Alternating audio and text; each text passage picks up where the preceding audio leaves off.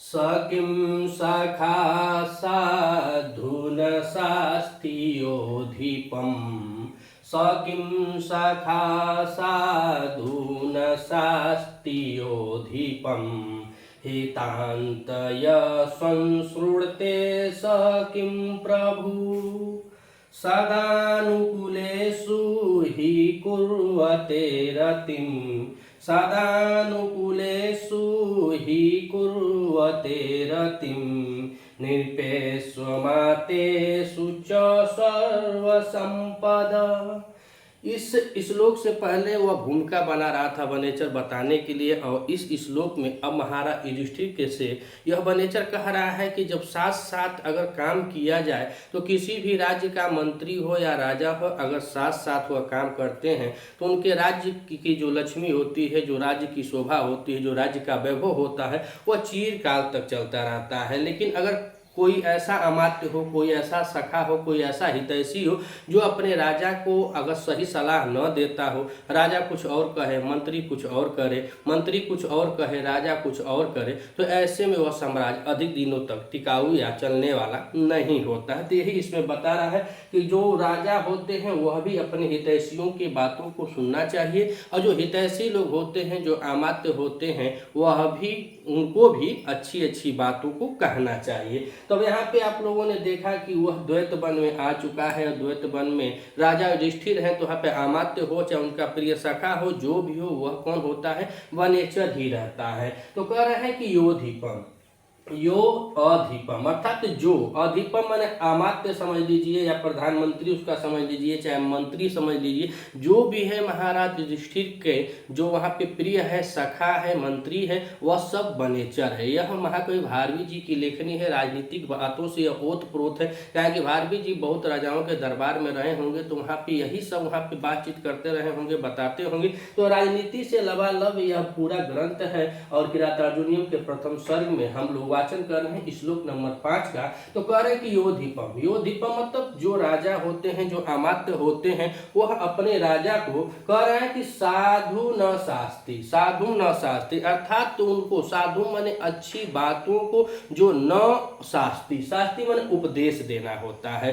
तो जो अमात्य चाहे जो प्रिय, जो मंत्री हो, प्रिय हो, वह बता रहे हैं कि जो अमात्य अपने राजा को सही उपदेश न देता हो, तो कह रहे हैं कि स किम सखा, वह कैसा सखा है। किम मतलब यहाँ पे कुमित हो जाएगा, जब वो सही सलाह नहीं दे रहा है तो अच्छा न सखा होगा, न मंत्री होगा, और न ही अच्छा हितैषी कहा जाएगा। तो वनेचर पहली लाइन में बोला कि यो अधिपम साधु न शास्त्री कम स किम सखा, अर्थात कि वह अमात्य जो अपने राजा को सही राय न देता हो, सही बात न बताता हो, सही उपदेश न देता हो, तो कह रहे कि स किम सखा, तब वह कैसा मित्र है, कैसा हितैषी है, कैसा अमात्य है, अर्थात वह कुमित है, कुसंगित है, उसका संगत सही नहीं, उसका सलाह सही नहीं है, वह बुरे आचरण वाला है, ऐसा वह वनेचर पहली लाइन में महाराज युधिष्ठिर से कह रहा है। और दूसरी लाइन में कह रहा है कि यह हितात, यहाँ करें यह हितात, अर्थात जो हितात माने हितैषियों की, यहाँ पे न है इसीलिए यहाँ पे न हो गया है। तो कह रहे यह हितात, अर्थात जो अपने हितैषियों की संश्रुते न,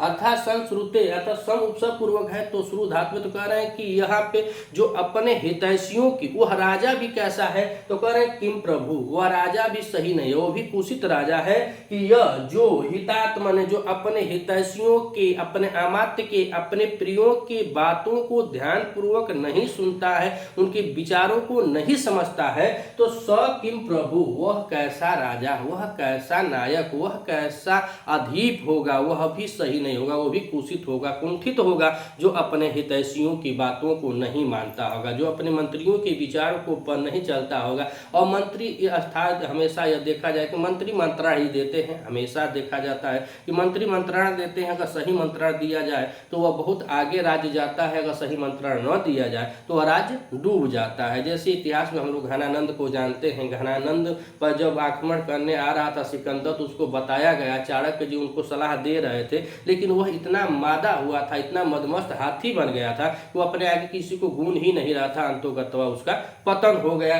तो इसी प्रकार से इसमें कह रहा है कि जो अधिप ने राजा को साधु न शास्त्री, अच्छा सही उपदेशों को न दे, स किम सखा, वह कैसा सखा है, वह कैसा आमत्य है, वह कुशित है, कुंठित है, अर्थात वह सही मंत्री नहीं है। और इसमें कह रहे यह माने जो हितात, जो अपने हितैषियों की, जो अपने हितैषी लोग हैं उनकी बातों को न संसुते, जो उनकी बातों को न सुनता हो, तो स किम प्रभु, वह भी कैसा शासक है, वह भी कैसा राजा है, वह भी कुशित है, वह भी कुंठित है, अर्थात जो अपने हितैषियों के लोगों की बातों को नहीं सुनता है। अब नीचे 2 लाइन में बता रहे हैं ही, क्या है, कह रहे हैं ही, क्योंकि सर्व संपदः कुर्वते रतिम, सर्व संपदः कुर्वते रतिम, अर्थात जो संपूर्ण रूप से जो संपत्ति होती है राज्य की, वह सभी संपत्ति कब, तो कह रहे कुर्वते रतिम, कुर्वते रतिम, अर्थात वह सभी गुण को प्राप्त तब होती है जब निपेस्व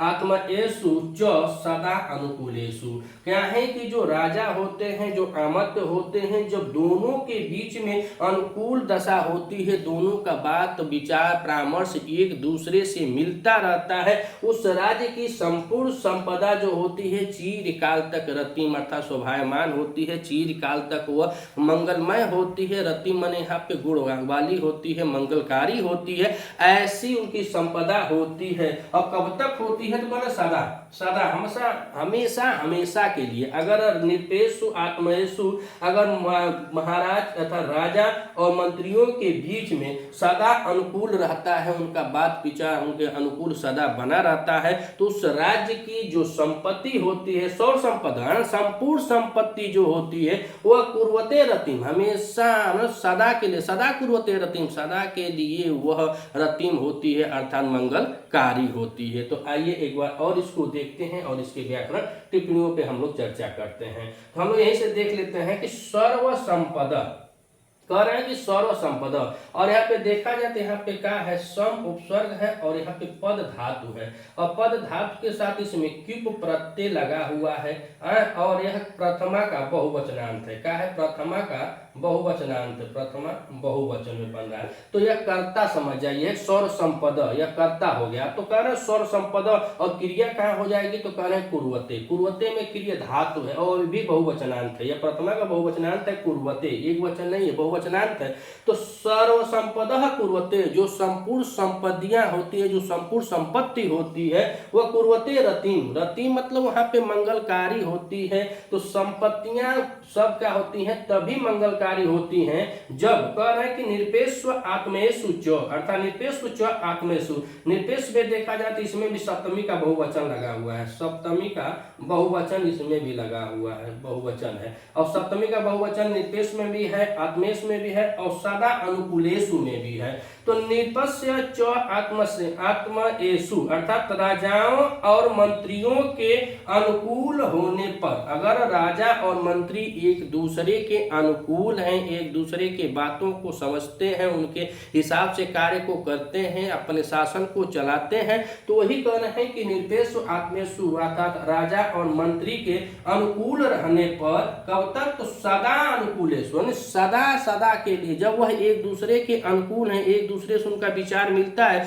जो राजा कहता है वही मंत्री करता है, जो मंत्री कहता है वही राजा करता है, तो राज्य हमेशा सौर संपत्ति वाला होता है। लेकिन अब यहाँ देखा जाए कि राजा कुछ औरे कहे, मंत्री कुछ औरे करे, मंत्री कुछ औरे कहे, राजा कुछ औरे करे, तो यह सब संपत्ति नहीं है, यह बहुत ही विद्वान बनेचर है। और वहाँ कोई भारवी की रचना है, तो यह कम शब्दों में अधिक अर्थों को प्रकट करने वाली राजनीतिक बातों से जोड़कर बता रहे हैं कि निरपेक्ष आत्मेषु, निरपेक्ष आत्मेषु, अर्थात जो राजा और मंत्रियों के सदा अनुकूल रहने पर सौर संपदा, सभी संपत्ति रतिम कुर्वते, यानी चीरकाल तक वह करती है, रमण करती है, मंगलकारी होती है। काहे होती है, तो अभी 2 लाइन में ऊपर बताएंगे।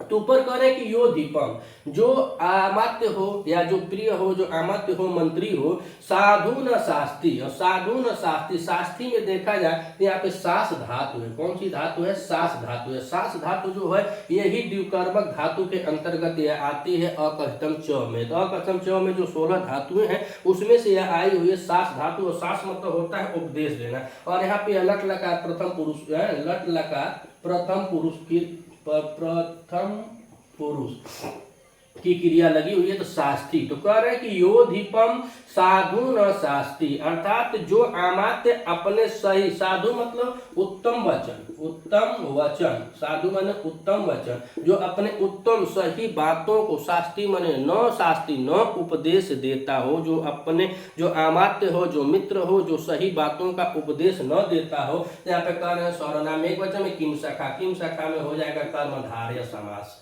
कर्मधारय समास होता है, धार्य कर्मधारय समास हो जाएगा। कह रहे हैं स किम शाखा, वह कैसा हितैषी है, वह कैसा मित्र है, वह मित्र सही नहीं है, वह कुशित मित्र कहा जाएगा। कह रहे हैं जो सही उपदेश नहीं देता है वह किम शाखा, वह कैसा मित्र है, तो वह कुशित मित्र है, वह सही मित्र नहीं है। उससे जो अपने अपने मित्र को, अपने जो हितैषी लोग हैं उनको सही सलाह न देता हो तो वह कुंठित मित्र है। और नीचे करें यह माने भी यह है जो हितात, हितात में देखा जाए तो यहाँ पे पंचमी विभक्ति लगी हुई है, पंचमी में हितात है, उसके बाद न है। और यहाँ पे सूत्र की बात किया जाए हितात में तो यहाँ पे धा धातु है। कौन सी धातु है? धा धातु के साथ कत प्रत्यय तो लगा हुआ है, लेकिन यहाँ पे अख्यातो उपयोगो जो सूत्र हम लोगों ने पढ़ रखा है, उससे अख्यातो उपयोगो, अख्यात उस सूत्र से यहाँ पे अपादान होकर पंचमी लगी हुई है। और पंचमी में यह क्या है? पंचमी में यह एक वचन है हितात। तो कह रहे हैं कि जो हितात, जो हितैषी लोग